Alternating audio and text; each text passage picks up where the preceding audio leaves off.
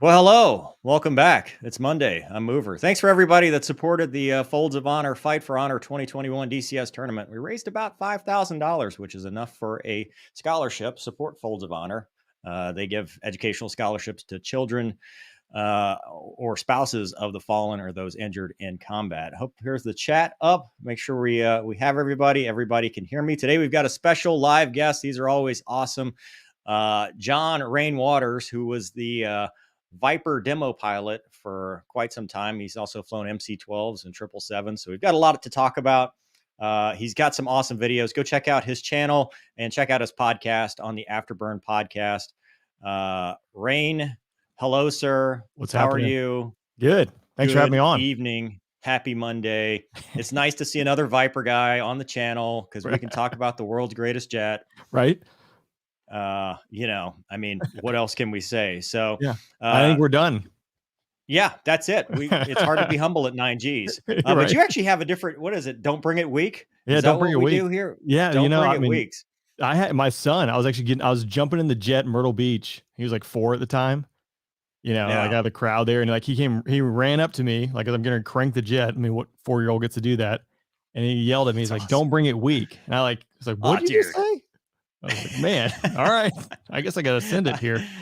Proud papa moment. God, yeah. I don't know if you can you can't top that. Well, cool. Well, dude, we're going to talk about your story. Up to this point, you're young, which, a lot of the guys, some old fighter pilots we usually get on here. They're like, they've been flying for a long time. So it's nice to see somebody that's still in their prime.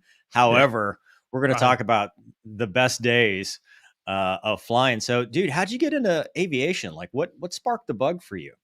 Dude, I grew up in a aviation community just outside of Atlanta. As big Delta community, but all those guys were former Air Force or Navy dudes. And like my parents had nothing to do with aviation, but they kind of saw that world and said, hey, I think you might like that. So my dad initially kind of like pushed me that direction. Got me some flights. I actually went flying with a neighbor in a Piper Cub, like on a beautiful fall afternoon, door open. And I was like, the hook was in, so yeah. Fortunate. Like my life is right place, right time. That's the theme. Wow. So your parents, nobody flew. It was just you. Yeah. My grandfather, he was a gunner on a B-17 in World War II. He didn't see combat, so that was the only family member that I had. And then, again, right place, right time. I had a friend in high school whose dad wanted to teach him to fly, but he wanted to teach him to fly with someone. So they had a Cessna 150 with a Texas tailwheel conversion. His dad taught me and my buddy, or taught me and him. And so like my first flight was on September 10th, 2001. Obviously the next day, that was a big day. So it was kind of the catalyst. They're like, hey, you know what? Like I want to fly. I want to serve. I think everyone had a lot of emotions going on that time, and rightfully so. And for me, I was like, hey, I want to go get in the fight. Like I'm going to go enlist, or then, once things kind of cool off, I was like, hey, I already had a plan. Like I wanted to go into the military and I wanted to fly. That sealed the deal. So like push me, I guess, harder and faster trying to get to that point. Yeah. So, I mean, I remember, this is 2002. There's not a lot of information on, how to be a fighter pilot. So, I mean, what'd you do? How'd you find your path? That's funny, because you forget about it, right? Like now you're just so used to, like, I'm going to pick up my phone. I'm going to Google something. You're going to hop on the computer. And I remember Academy liaison officers, those are guys that still exist today as reservists. They're typically, airline pilots. Obviously, they flew in the Air Force. And we had one who'd come around to our school every so often, and he would kind of talk about going to the Air Force Academy. He had some information on ROTC, although that really wasn't his thing. It was vetting guys and gals to go to the academy. But he was one big resource I had. And then the next piece was trying to seek out guys who were just a couple years ahead of me. They were in high school and then they went on to go to college and do ROTC. But I remember, it's like you logged on, you could get on the internet, right? But it was like a paper copy to go to ROTC, do the application thing. Right. You had to mail it off. It's completely different now. Like now there's no excuse. All the information is right there on your fingertips. And then two, like social media.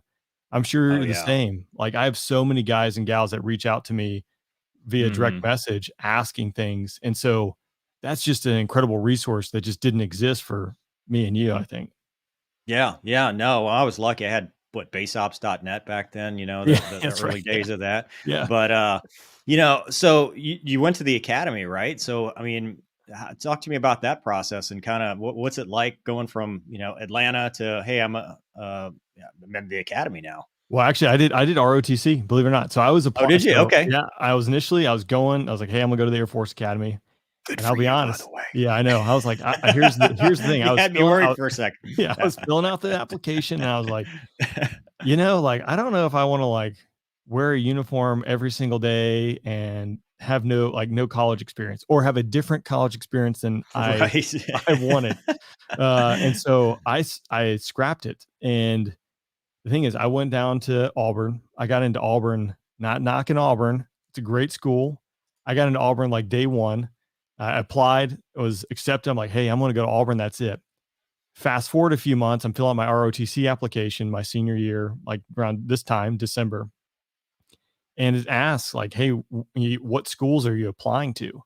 Because at the time, and I think it's probably still this way, like, you can get an ROTC, you apply for ROTC, and they can say, hey, your scholarship is to Georgia Tech.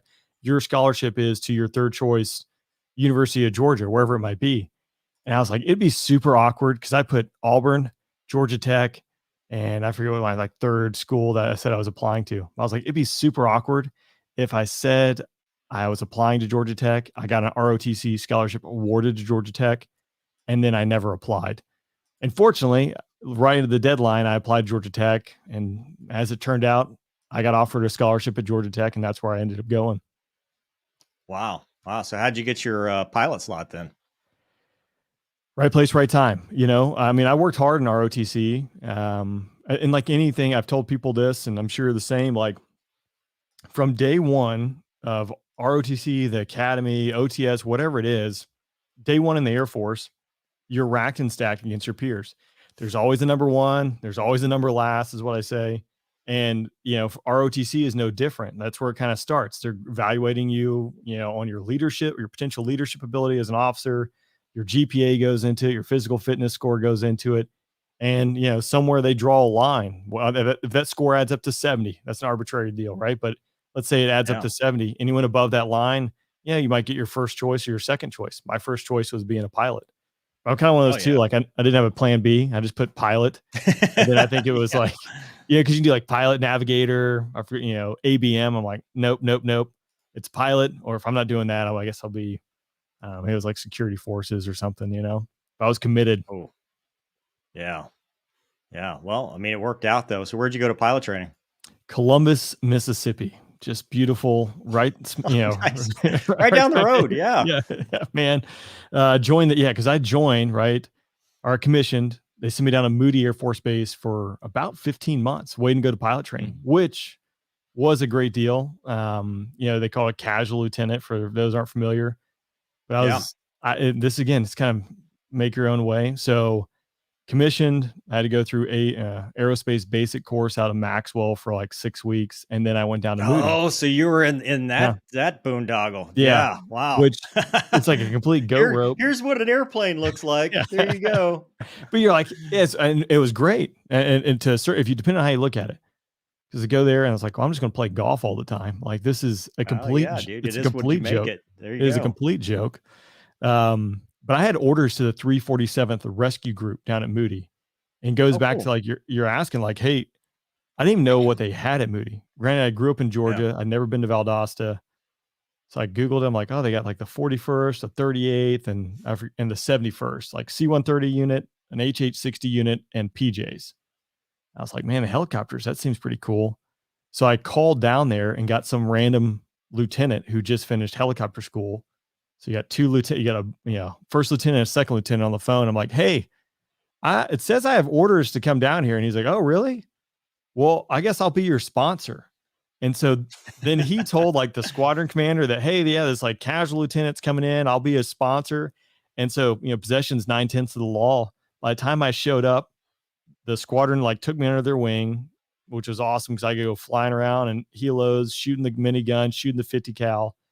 And the group found out about like 7 weeks after I'd been there. They're like, hey, do you have a Lieutenant Waters down in your squadron?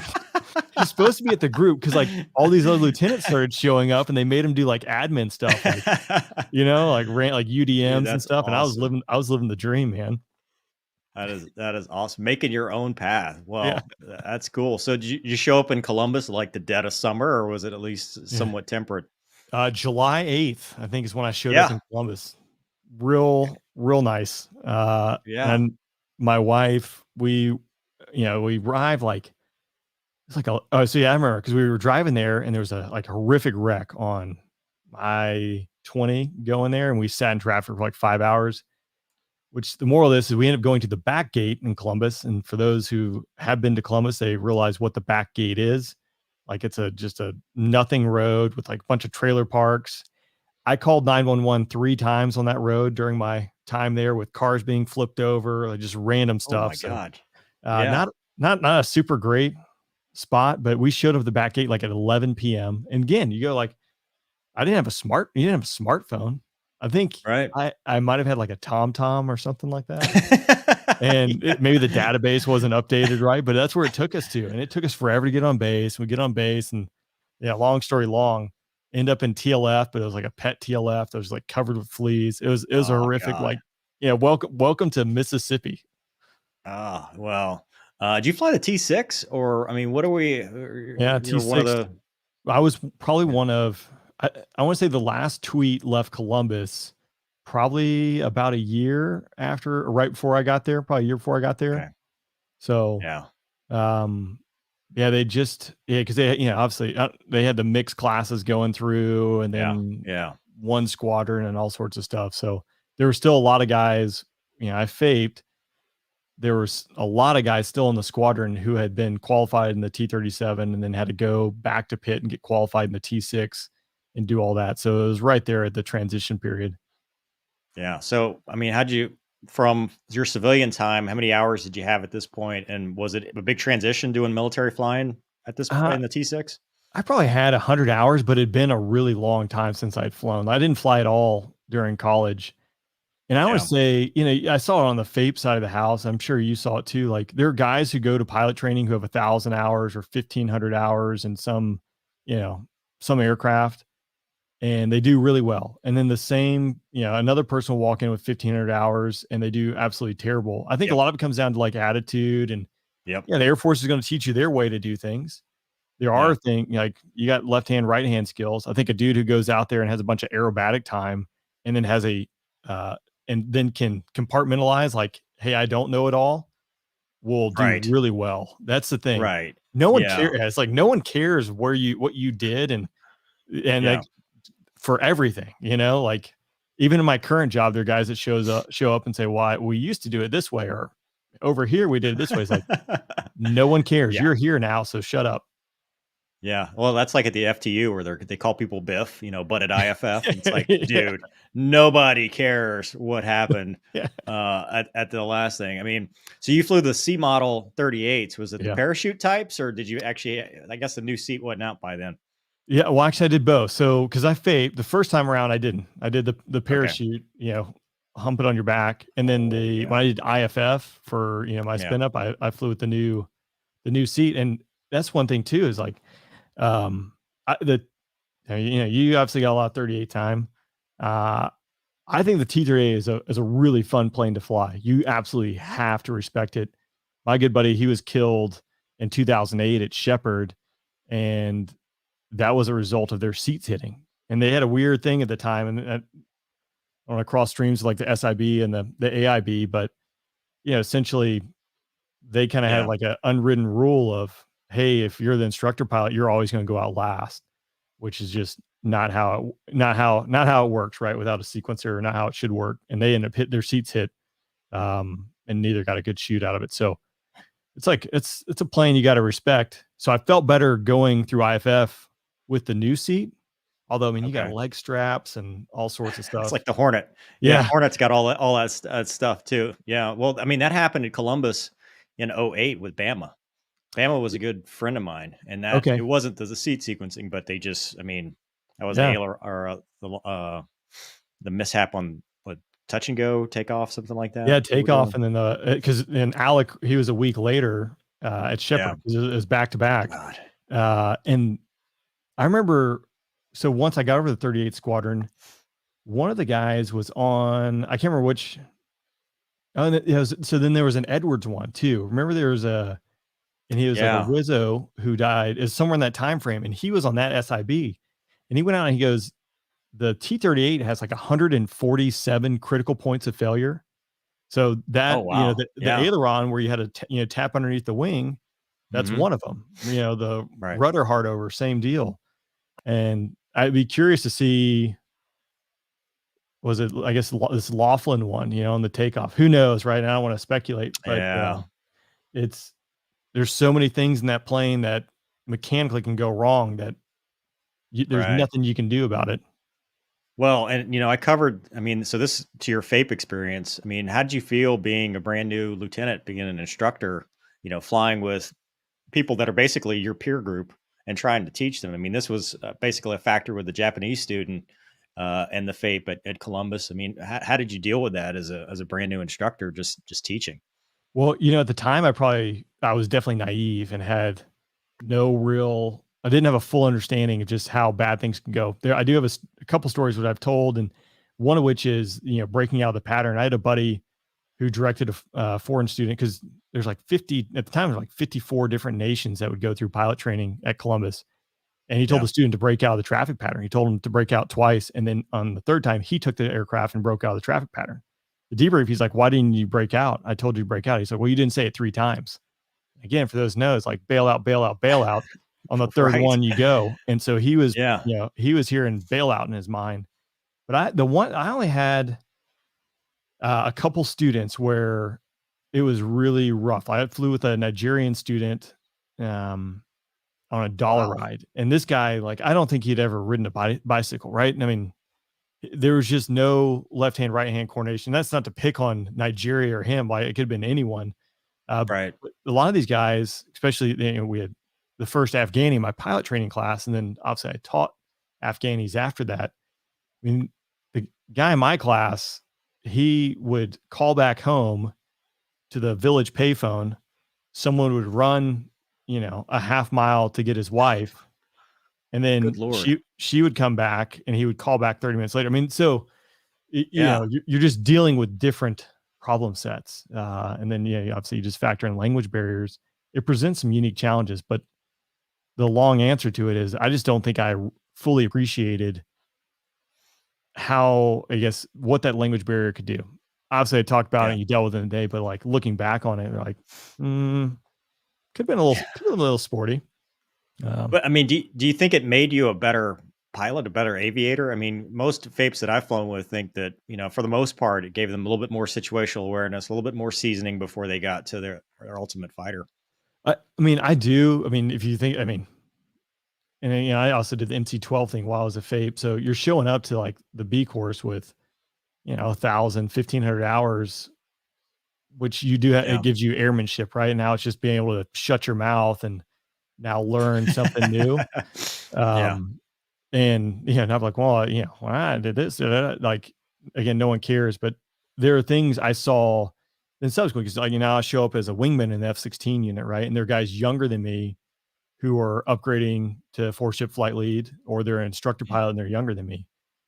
And Yeah. again, like everyone, I would do dumb stuff. And so it's not saying like I'm perfect by any stretch of the means, but you would see guys who would, I mean, I watch guys almost run 4 ships out of gas, right? Because they're so worried about tactics, then they forget about, oh, hey, wait, we're Yep. on the far side of our bingo assumptions.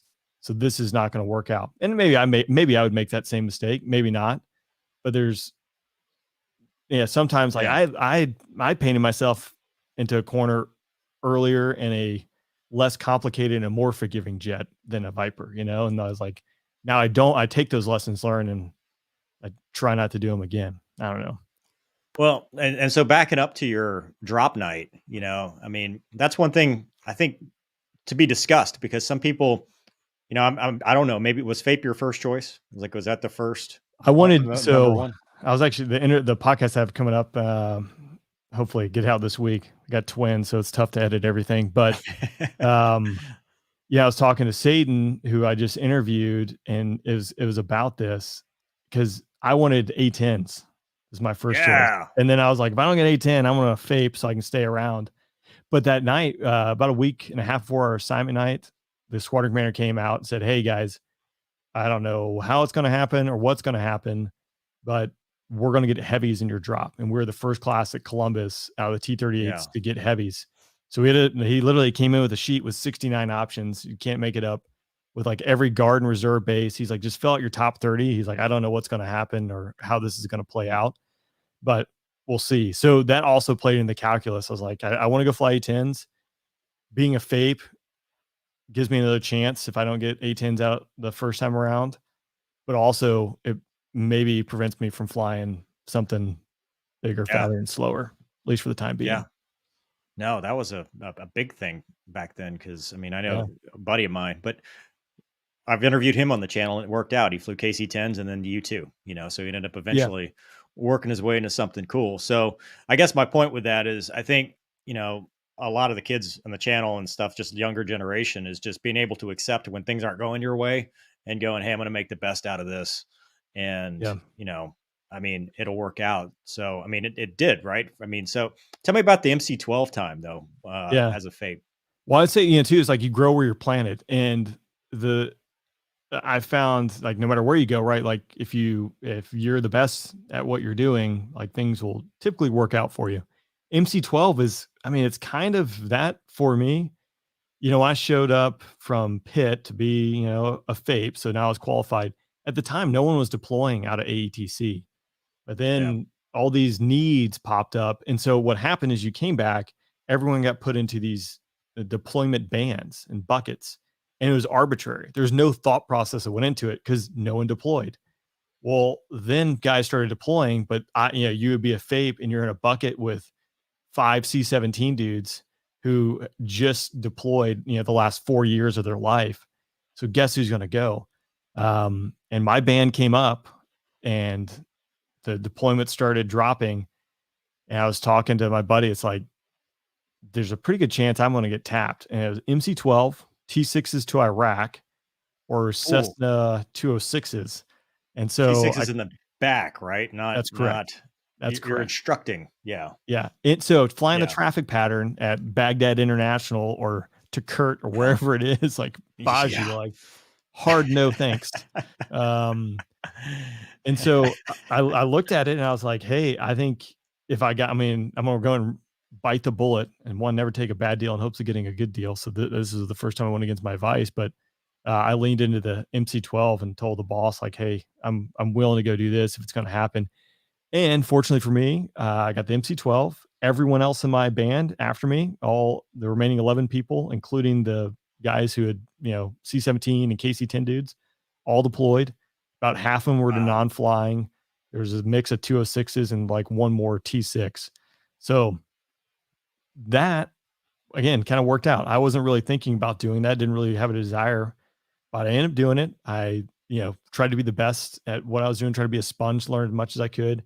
I was plopped down in the middle and I showed up, and there's probably 8 or 9 guys in the squadron that were all Viper guys, a lot of fighter guys, you know, all kind of cycling through.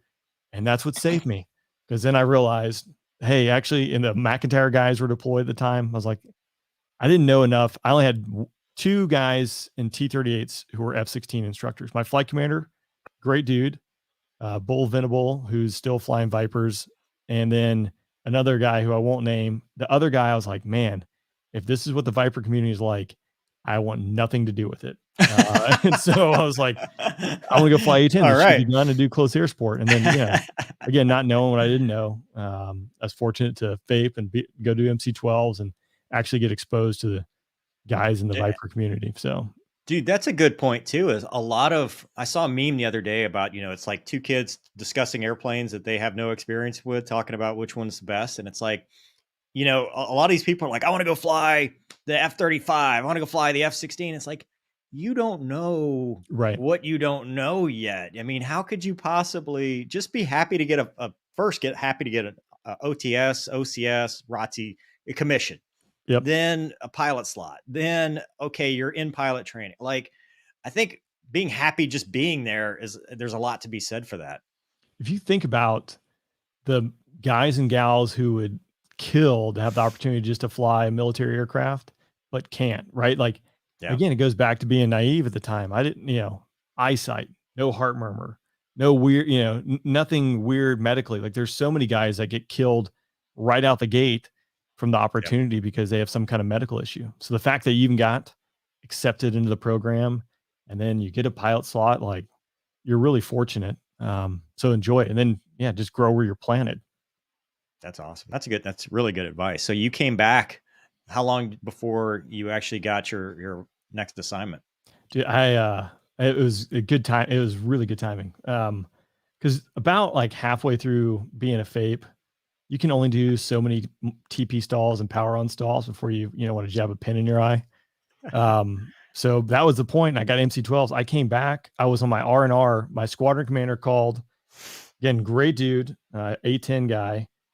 And he called me. He's like, "Hey, I got the results in. Do you want to know?" I said, "No, yes, sir. Absolutely." Probably a little more enthusiastically. And he said, again, he goes, "No matter what you fly, you'll love it.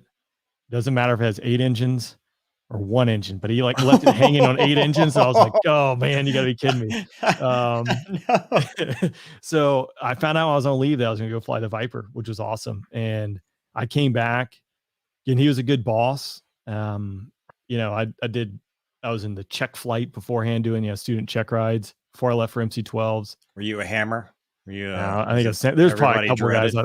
That's the thing. It's like being a FAPE and then later on down the road, like bumping into all these people who know you. But again, it's like ones and zeros. There's definitely people who stand out in my mind. And I've actually it's funny now, you run into them, you're like, all right, this guy was a good dude. But there are people you run into, you have no clue. And you're like, he's talking to me, so maybe I wasn't a douchebag, but there's still a pretty good chance I was. I don't think I think I think I let a lot of things slide. I hooked a couple people because it was just like egregious, but it all buffed out. Yeah. There's probably someone just with lipstick writing it on the wall. There's like a book, and I just need to go find them and apologize, so. Well, then you had to go, as a FAPE to IFF. And depending on when you go to IFF, that could be, because I remember there was a time before I went where it was like, if you're not perfect, you might wash out, know, and that freaked everybody out. Then it became, okay, maybe 50-50. And then at some point it became, let's just get people through it. So it's a luck of the draw sometimes with where you're at and what you're doing.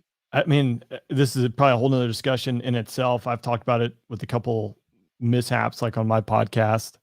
Where that, we're pumping guys through. When I went through, I think IFF, I think the B courses where there's no longer any attrition built into the syllabus. In my class, we had some guys struggle. And that's the thing, like being so again, where I was kind of fortunate, good boss, when I came back from MC-12s, I got requalified in the T6, I did check rides. And then he's like, to go sandbag in T-38s, go get T-38 flights as much as you can. So I did that. And then I sandbagged with the IFF guys. I had deployed with several of the IFF IPs. So there's kind of like that weird, because IFF, you walk in like, you got to play the game. But I flew with several of those guys on my spin up rides, because as a FAPE, you get like 12 T-38 rides. I think like 4 kind of around the pattern, then 8 formation or something like that. And I requested and was granted to fly my formation rides with IFF, because I'm like, if I'm going to do it, I might as well do it the way they do. But that was one of the things. Actually, there's one of them, and this kind of goes back to like perception is reality. And it was a guy who I had deployed with. He was doing one of my upgrade rides. All my stuff was going really well. At the end, he goes, "Hey man, I know you don't mean this, but when like I'm telling you to do something, you say like that checks." And he goes, "It's coming across like you already know that." And I was like, "Hey, that's not," and he goes, "I know you're not meaning that." I was like, "No, not at all. But I'm glad you said that, because obviously I don't want to carry that forward.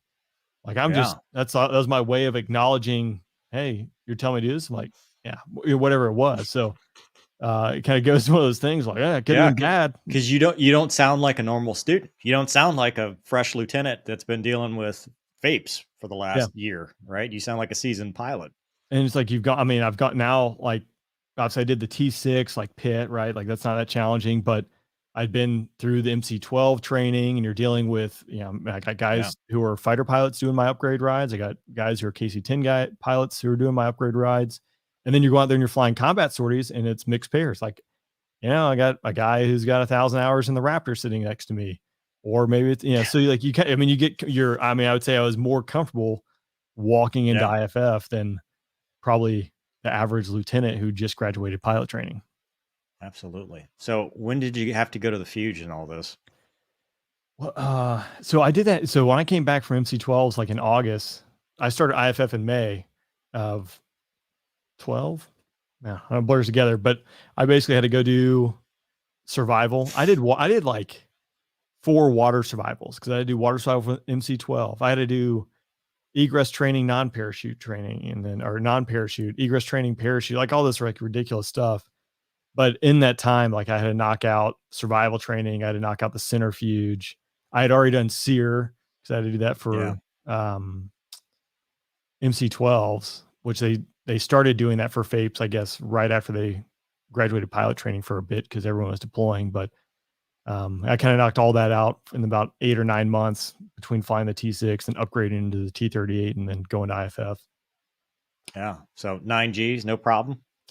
I mean, the centrifuge sucks.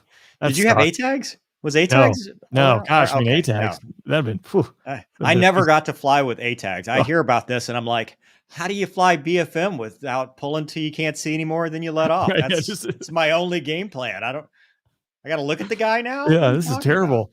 ATAG, gosh, I don't know how I didn't do demo.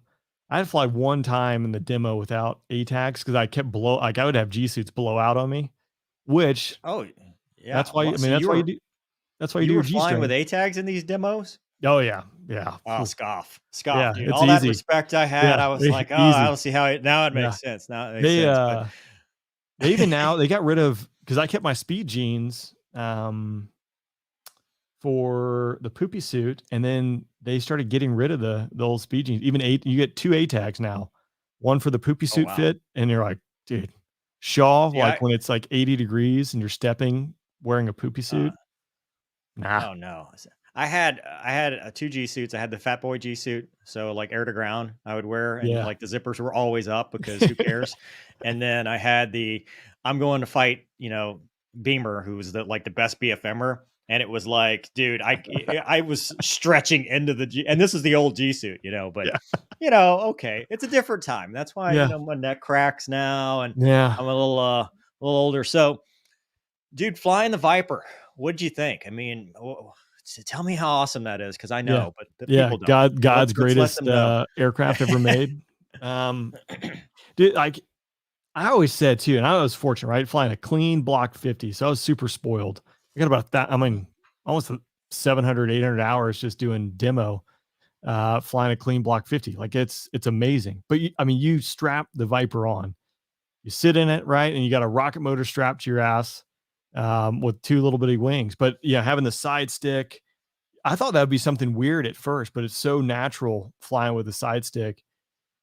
And then the mission sets, right? Like I was fortunate to go to Shaw and do SEED, it's person in the air defense, doing that Wild Weasel mission, and then defensive counter air. Both those mission sets I really enjoyed because in my mind, and I think probably most guys, is like they're pretty complex.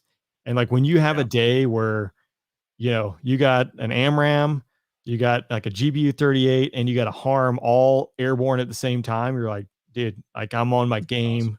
Like I'm hitting it. And then there are days that that's not happening, and you're like, what's happening? Where am I?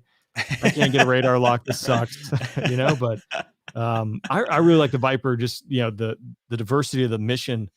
It's like, hey, we're gonna go out there and fight BFM this week, and then next week you're going to go out there and do SEED. Like it's always something's going on. So, the jack of trade, master of none, but you can't beat the Viper.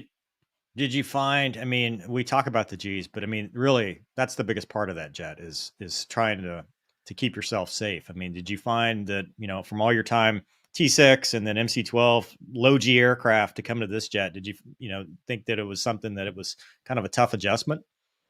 I was really nervous go into it at first. And actually, I had when I was a FAPE, we went out to Kelly for a couple flights, and I remember we pulled like maybe 8 Gs, and I was like, I didn't feel that at all. I think the adrenaline was pumping so much that it didn't bother me. But when you get there and show up at the B course, I had an instructor, and it might have been about 9 months prior to us starting. He had a student, they were going out there doing high aspect BFM. He watched the student go to sleep and auger it in. So at that point too, like I had a little bit more experience and kind of start appreciating just how quickly things can go sideways. So I think I had a healthy appreciation for it, but man, the G's, like, I mean, it's no joke. And obviously I did a lot of high G stuff, and it was one of those things that, if I wasn't feeling that day, at first, I mean, kind of like you'd initially kind of back off just a little bit, but if I had like any light loss or anything like that, it's like, hey, I'm done for the day. Like, this is just it's not worth it. We're not doing any combat. There's no one, and there's no guys and gals dying on the ground. Like, I don't know, going to be a smoking crater in the ground, but it could happen so fast. It doesn't matter if you're on your game, but that goes back to like my G suit blowing out. The ATACs can make you lazy. I think a lot of people, a lot of commanders, a lot of instructors, that is something they harp on. I remember they harped on us in the B course going through, because we were one of the first classes to get it. And that was a big concern. It gives you like an extra G and a half, and it can make you complacent. I've heard. Yeah. So sounds glorious. It sounds amazing. Great. But you stop G straining, you have a G suit blowout, like you can go night pretty quick. Yeah. Yeah. So you show up at Shaw. I mean, what was your progression at Shaw from, time you get there to, I mean, a demo pilot? Holy crap. I mean, that's quite the pace. Yeah. Right place, right time. And I think being a FAPE, right? Like I showed up, it had been like, had I gone to Korea and then shown up to Shaw and done a full assignment, but I was on the VML. Like I had orders were being cut to go to Holloman to be a B course instructor. But when I showed up to Shaw, I showed up in March of 2014. Again, it goes back to right place, right time. All I wanted to do since September 11th was get back at the guys who were responsible, right? Like I wanted to get in the fight. MC-12 gave me like a little bit of taste of that, but I wanted to be on the tip of the spear doing the kinetic stuff.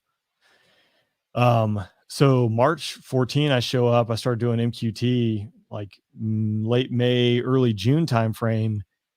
ISIS starts popping up in the world news, and everyone starts hearing about ISIS. Well, we were slated to go downrange, just doing a TSP, a 30 theater security package, basically a training deployment, like we were going to do, flight lead upgrades, instructor pilot upgrades, just go out there and do the normal battle rhythm, but be in the theater.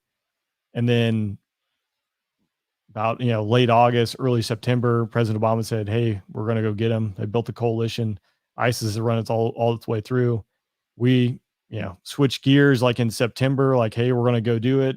Everyone had to go through a CAS upgrade, right? Because it's not on our doc statement, but it's one of those things you pull that. Okay. Yeah. You pull that hat out of the closet, put it on. I think everyone got like 2 sims, 2, daytime rides, 2 nighttime rides. You had to do night MVG low. Why? I don't know. But, and the episode I talked with Blitz, like I remember in the month of September, we were deploying, guys were going out the door. Like Advon was going out the door, like the first week in October. It was like 160 upgrades the squadron had accomplished. And, a night, Lord. I mean, it was, and you think too, is like doing like MVG low, no one was current and qualified. There's like one dude on the base, right? So, start on Monday night, get, the squadron commander, the DO, and the weapons officer checked out. And then the next night they're getting guys checked out, getting the next set of instructors checked out. There was a lot going on. We even lost a week in our upgrade because Tally, I know Tally very well. She was our unit deployment manager. She's too good. She saw a requirement on one of these reporting instructions that we needed like advanced resistance training.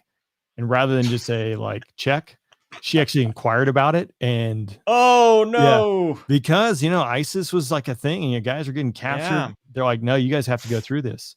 So they sent TDY the SEER instructors from advanced beatings down to Shaw. And for a week, our squadron went through the, advanced resistance training. So you get to be Garand Thumb.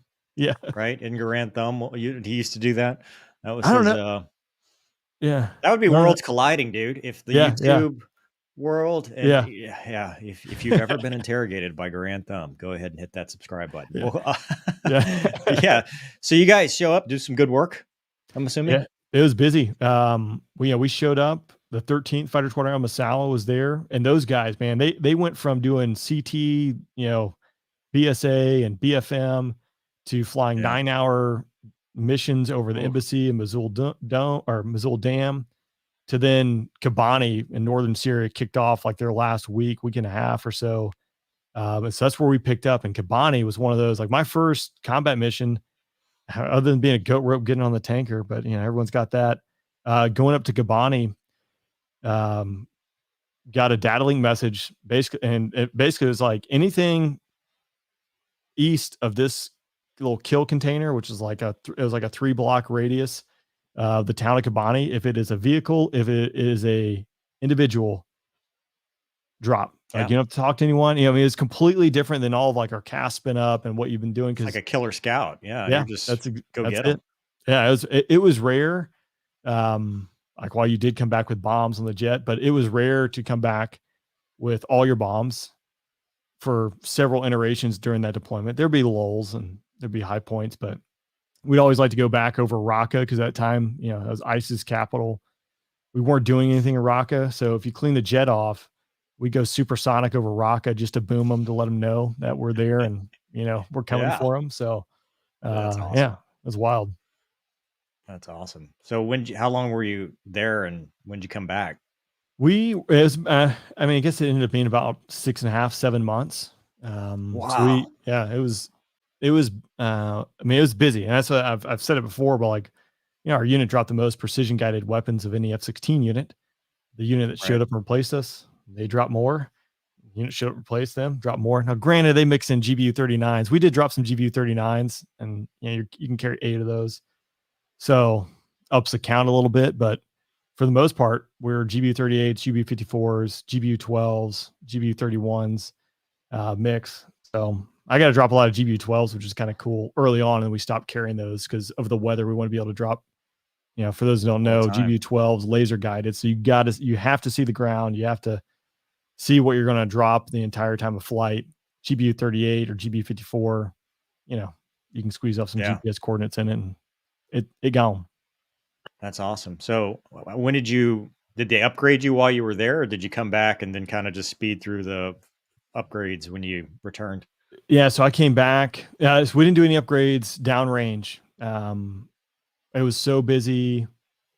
I want to say, I don't think anyone upgraded downrange. There was a time and place where guys were doing that, and then it was like a CFAC waiver. And then while we were deployed too, like we stopped doing yo-yo ops. Like it changed because there were some Dutch Vipers that took 7.62 rounds through the bottom of the intakes. We stopped strafing. We stopped doing yo-yo ops. ICE has actually had AAA. There's some. Oh wow. I wish we'd saved the HUD footage of guys in our squadron getting shot at. It's rather comical, but I came back and then I was still a wingman. I was not in the first iteration of the training cycle. I went to the next one for my flight lead upgrade. And then I did my flight lead upgrade. I moved to the wing safety. I did that. And then while I was in wing safety, that's when the demo job got advertised. And so I talked to the boss. I was like, hey boss, like, what do you think about me applying to do the demo job? And it's like, then we had a discussion of like career progression. Like if you go do demo, it's typically a different path for you. You're kind of going off the path and doing something different. And for me, I looked at it as like, I had watched the demo growing up. I'd seen that, I knew the people. For me, I was like, man, I feel like I would really enjoy that job. And it was kind of fortuitous. There was an air show at Shaw. I somehow got roped into narrating the air power demo. Oh, cool. Yeah, I think it's because I was in safety and I was to stay behind for this massive TDY we had at Shaw. Our British exchange officer needed someone to narrate, so I narrated because he was the projo for it. But that kind of started. So we had that air show. My buddies were Thunderbirds. I talked to them that week. I was like, hey, what do you guys think about this? And they loved it. And then like 3 days later, the call came out for the F-16, the Viper demo pilot. And that's why I was like, hey, after being exposed to this, going back to my Yeah. childhood memories and then talking to my buddies Dude, with that's Thunderbirds. awesome. I was like, I think this would be a cool thing to do. So I was fortunate. It comes like, again, right place, right time. I applied, had a couple interviews, and they Is said, there a okay. tryout? Do they give you a jet and are like, "Hey, go fly this profile"? No, and that's what I was funny. There's not. And yeah, I think the Thunderbirds do that, but they're typically buying a PCS and some other commitments there. I think the way we do it, and obviously I upgraded people to the demo spot. You do it where if it's not going to work out, there's enough time and pad to get someone else in there, um, and do it. So that I think that typically that's why there's no tryout. I mean, I flew a lot of guys. I think I flew, probably nearly 100 people in the back seat. And I would encourage like all my safety observers, like wing patch, squadron commanders, like the OG, the wing commander. I DNIF'd the wing commander for about 3 weeks. There's a good video of Maestro. He was a good sport about it. He is wearing a hammock, so to all fairness, like that's not Oh, yeah, I've seen that video. yeah, you don't want to Yeah. be wearing a hammocks doing the demo. And I did not understand that. I was trying to figure out why somebody in the back seat was wearing that, but well, like they started taking away the speed lids. Like I had mine for demo, but then a lot of guys, you just interchange your hammocks helmet with your MVG bracket. So they're like, oh, we don't need to wow. maintain these. So these guys got them thrown in the back. But I had the A3, the 2-star in the back seat. Again, he was a C model guy and a Raptor dude. So I really wanted to encourage him to ride in the pit so I could try and break him. Wow. Well, so I mean, how did you learn the demo? You just memorized it and then practiced it in front of the general, and then that certified you, or? It's about, it takes about 2 months or so to do the upgrade. It's 17 flights roughly. Don't quote me on it, but you start out, obviously there's a lot of chair flying that goes involved. It's scripted, start to finish.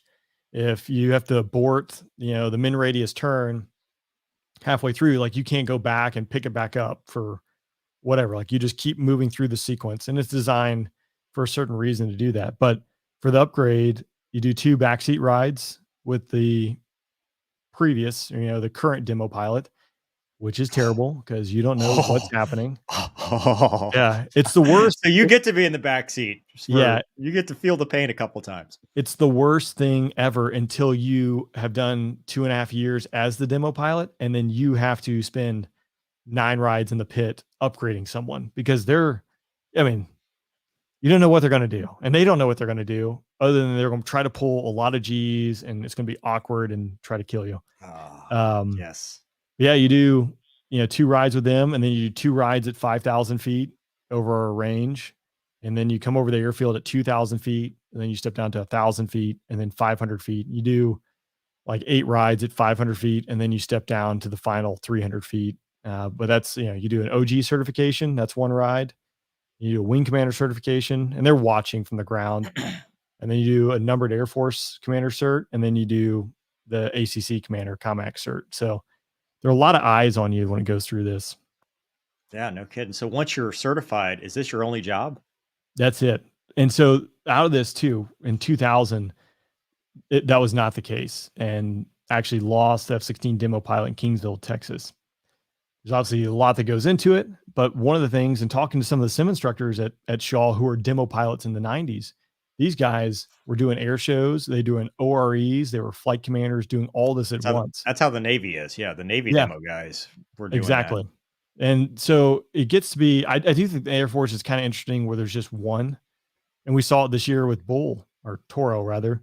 He got a mountain biking accident, and like it could have been done, right? Like season done.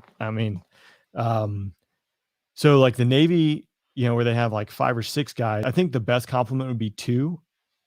Yeah. Because the one thing I ran into, like, of safety observers, I had a couple. I would always, most of my safety observers were young guys, young wingmen, but I always would try to get like 1 or 2 of like my peers, who were either an evaluator or an instructor. And like those guys would know, right, if something was wrong or wacky, and they would speak up. Most of the lieutenants are like, this is just the greatest thing on earth, and they have no idea that I was near death or something like that. So having 2 guys who could go back and forth And that's where I saw the Navy, like, yeah, one guy flew Saturday, one guy flew Sunday. They both know what's going on in the demo. They know if something doesn't look right, they can call it out. Yeah. And not saying, yeah, like having safety observers are definitely helpful, but really, I mean, standard, the onus is on you of Mayor Cockpit City not to kill yourself. But it is really nice to have someone who has that level of experience, or would be, I The guess. mayor of Cockpit City, is that what Yeah. it was? Is this so? It's the first time I've heard this. Oh This is man. Yeah. amazing. Yeah. This Mayor of this Cockpit this has City. been worth it. We can just Yeah. call it good now. Yeah. That's it, man. I've got something new to say. Holy crap!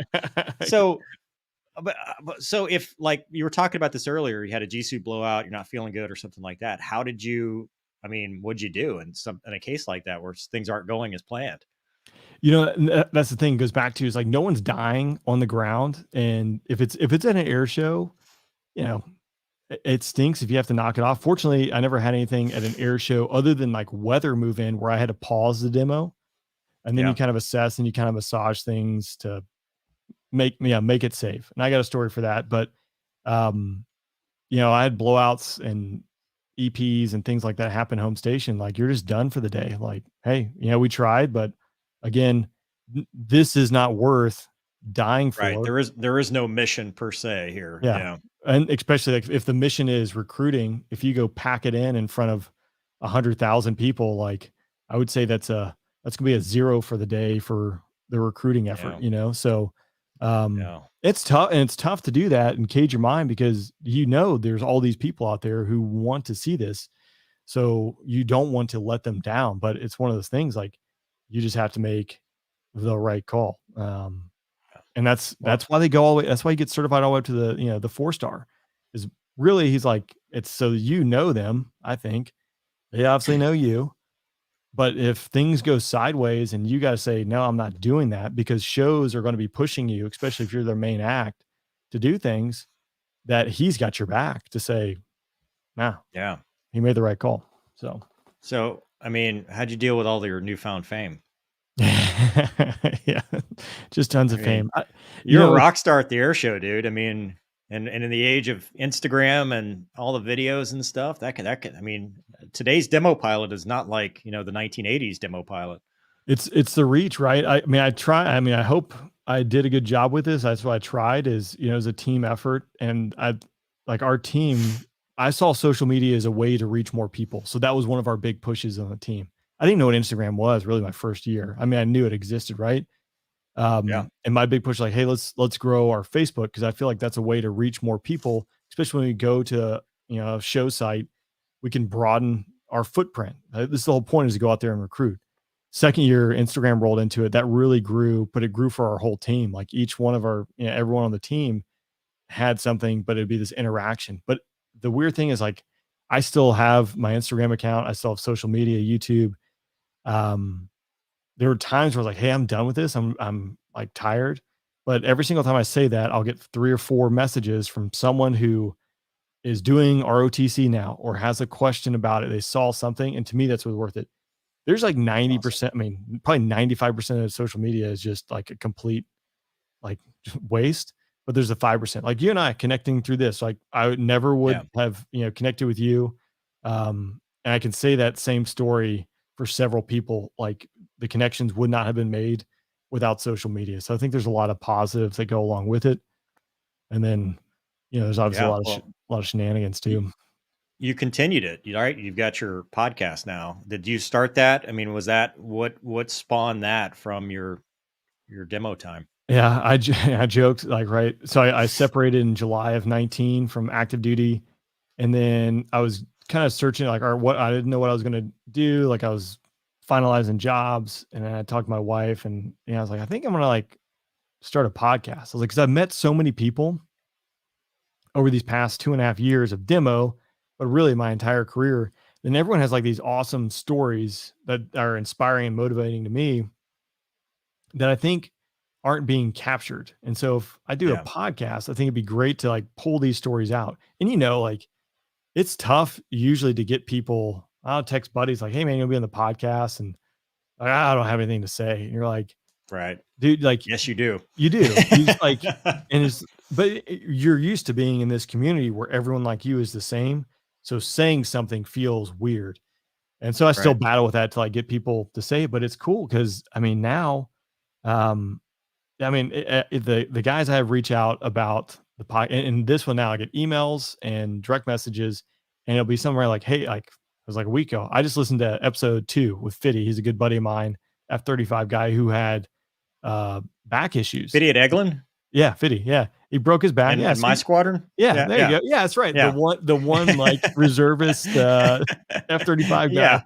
He's like, which I always really I always enjoy him telling me about drill weekend. I'm like, but you don't have any planes to fly on the weekend. Neither story, but Fitty has a story where he had to get a congressman involved for his waiver. It ties into yours, like make them tell you no. He didn't quit. And so this guy, he was like, hey, I heard that episode and it motivated me to keep going. He's like, I just got hired by an HH60 unit. So it's kind of cool. And you're like, all right, there's value in doing this, I think. Something bigger than yourself.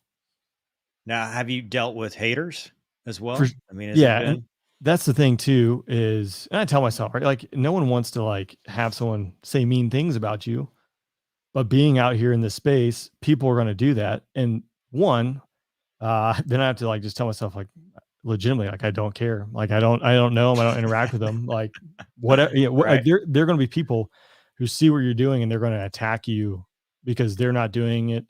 Or maybe, I don't know, maybe they got picked last playing dodgeball as a kid. I don't know what it is.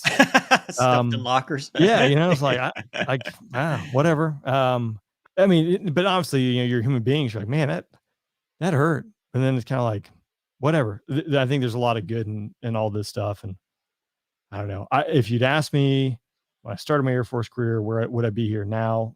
Obviously the answer would be no. And then even, 4 or 5 years ago, going to the Viper, being this out in the public about having been in the military or, flying fighters, doing demo, like it just wouldn't have been the case, So I don't know. You never know where we're going to land. So, where do you see it going? You're going to keep doing this and growing the YouTube channel, or is it more going to be podcasts or kind of mix of both? I think it's going to be a mix of both. I really enjoy the podcast. I started doing the YouTube piece. Like hopefully, it reaches, podcast apps aren't great for, exposing people to new podcasts, right? Like either you got to be really a massive podcast or whatever. So I'm not there. But I felt doing YouTube is a way to kind of broaden that reach. So the podcast episodes are starting to go up there. And then, man, I got terabytes of demo footage, so I just started throwing that up there. Cause again, I remember, and this going to the B course, Mickey Artige, he's a Belgian F-16 pilot. He now actually flies T-38s out of Shepherd. When I was, maybe it was late high school, early college, his demo was up on YouTube. It has tons of views. I probably watched that thing, I don't know, 100 times. It was such a cool video. And they just didn't exist. So I just started throwing them up there. And that's one thing the only editing I do is if I have an audio clip from the demo, like I'll throw that in there. Otherwise I usually just throw it up there.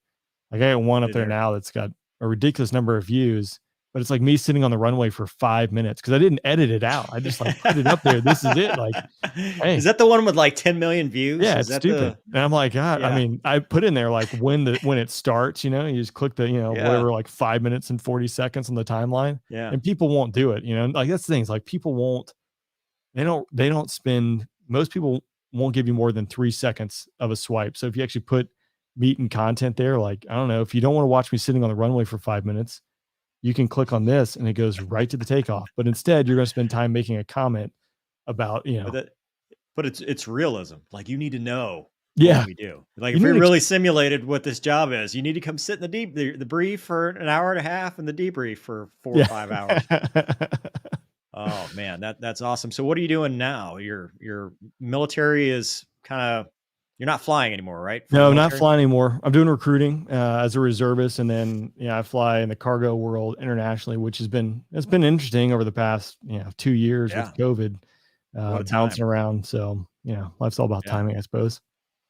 Yeah. Do you do any civilian flying or anything? I haven't been. That's what I want to get back into. My wife just recently had twins, so my time is gone. But that's the plan. I got a older son, Jack, who He loves aviation. He's all about it. So I want to get him involved in it and around it. Yeah. So I think at some point, hopefully getting a family plane of some kind would be cool. Right now it'd be You like get an point A to point B. aerobatic. Yeah, you need something aerobatic. Like there's a Thunderbird, a former Thunderbird guy on Instagram that's got all the videos with him Yeah. doing aerobatics, chewing gum. Yeah. That's he was a C model guy to start with, I think. Yeah. Yeah. So I mean, Yeah. Yeah. we all can't be perfect, but Explains a yeah, lot. You made it makes real. Yeah, sense. there you go. Yeah. Well, dude, I have kept you longer than I advertised, but would you mind like 10 minutes, just take a couple questions from the kids at home? Yeah, for sure. Before we get you back to your twins. I know you're pretty busy. My question though, we just did a video with the Griffin demo video. I don't know if you've seen that. I did. Yeah. Dude, I mean, push pull stuff. Did you do a lot of negative G's to positive G's? And was that something you were worried about?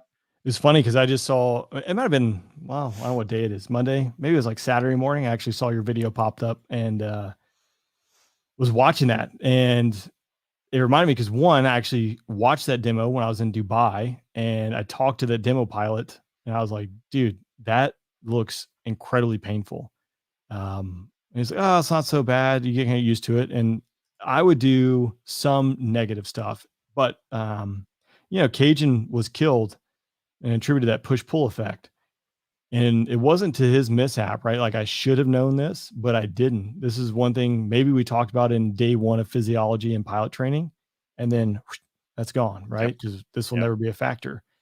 But in the demo, the way I flew it, out of the min radius turn, I like to hang inverted, level flight, really just to show the raw power of the Viper. Like, hey, this is a 9G turn. I'm going to flip it upside down, and this thing's going to continue to accelerate. The other piece is out of like the muscle climb. So slow speed, muscle climb up, flip inverted, hang in the straps, and you're accelerating out and also extending. That one, when I had passengers in the backseat, I'm like, the one time you really, if you don't G-strain the entire time, the one time you absolutely have to do it is out of that.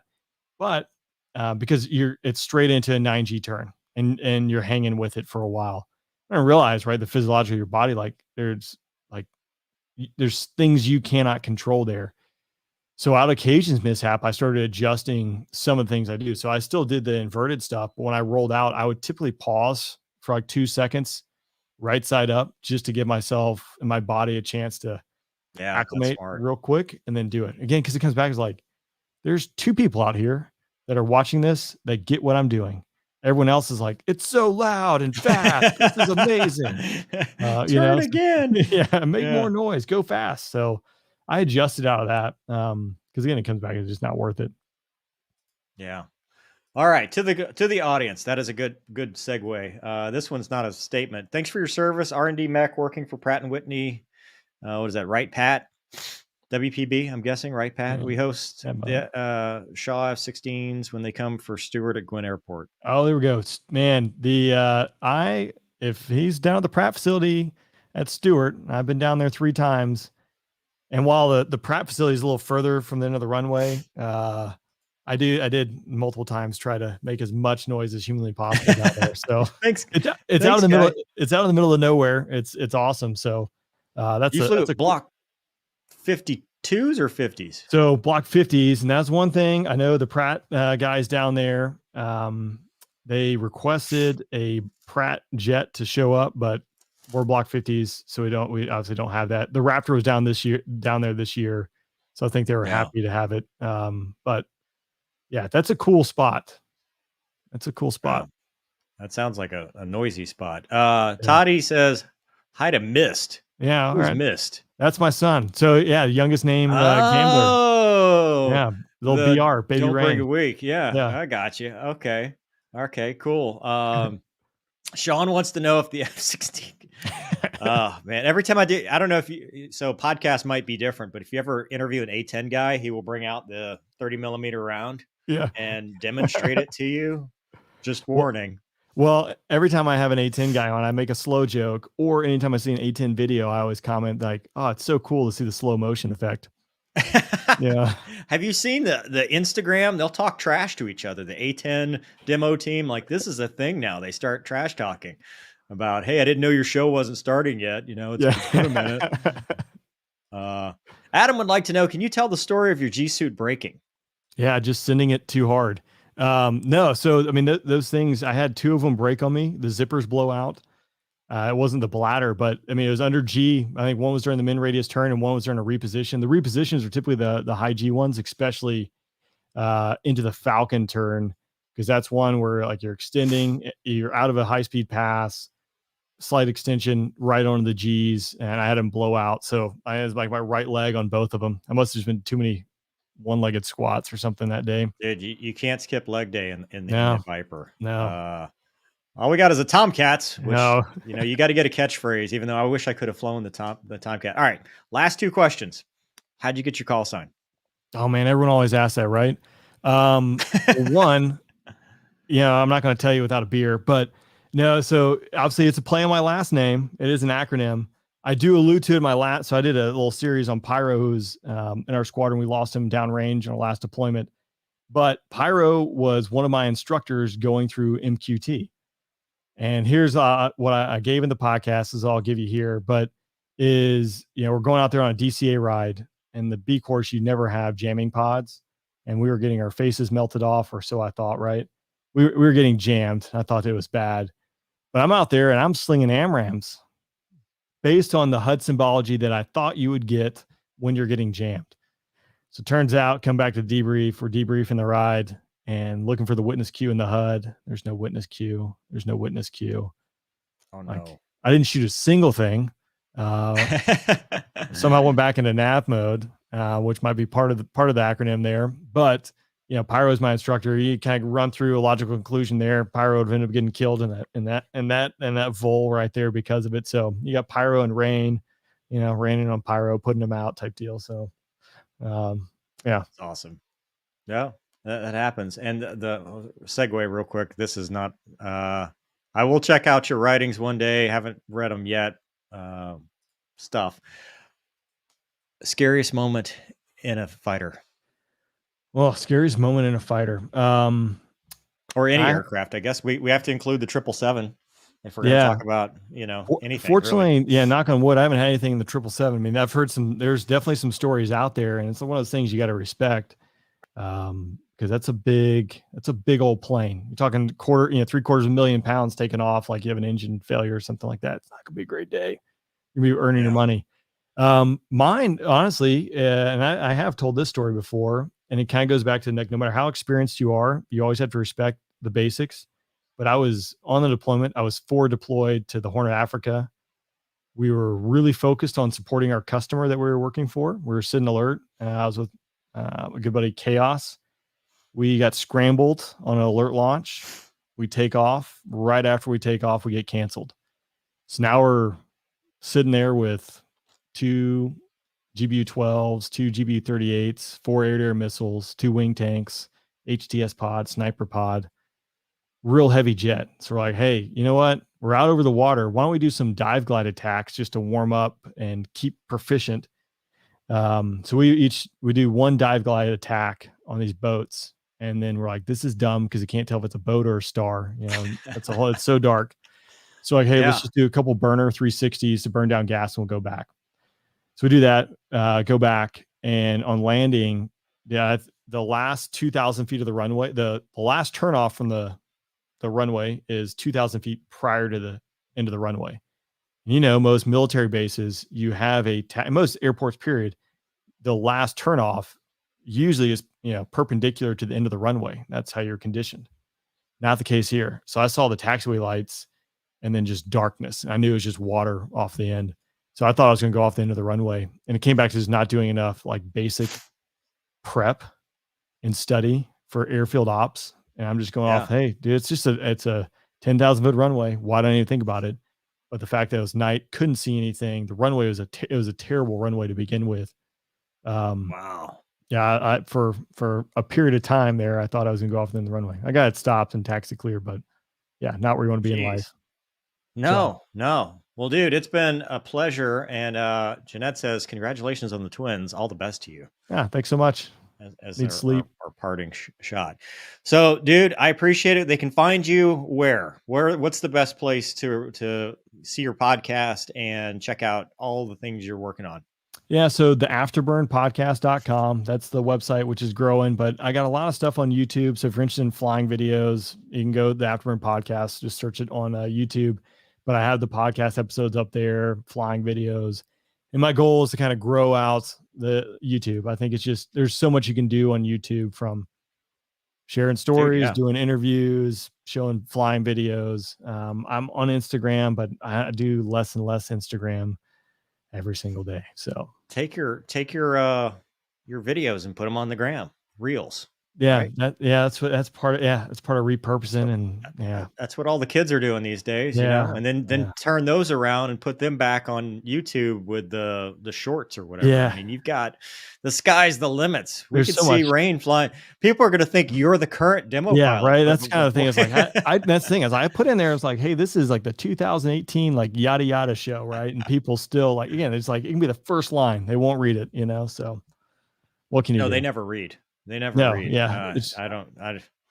They watch and they just queue up the comments. All right. Awesome. Well, any parting shots, any advice to the kids at home? Make them tell any kind of things you want to say. I think the thing where you say make them, I think you say make them tell them no, make them tell you no is like sage advice. And at some point, right? Like, I don't know, if you are missing a lung, like no is probably going to be no for being a fighter pilot. But it's one of those things that there's usually always another way. And you really need to find like, what is the true source document? What is the guiding, right? What is the law, right? And go out there and do it, but grow where you're planted, have a good attitude. I love that one. Like, that's another, I like that one. And I like the Mayor of Cockpit City. Yeah. I'm using that forever. Dude, it's been a pleasure, man. Thank you so much. We'll check out your channel and we'll hope to talk to you again soon. Awesome, Mover. Thanks for having me on here, man. I really enjoyed it. All right, man. And thanks everybody for watching. We'll see you on the next one.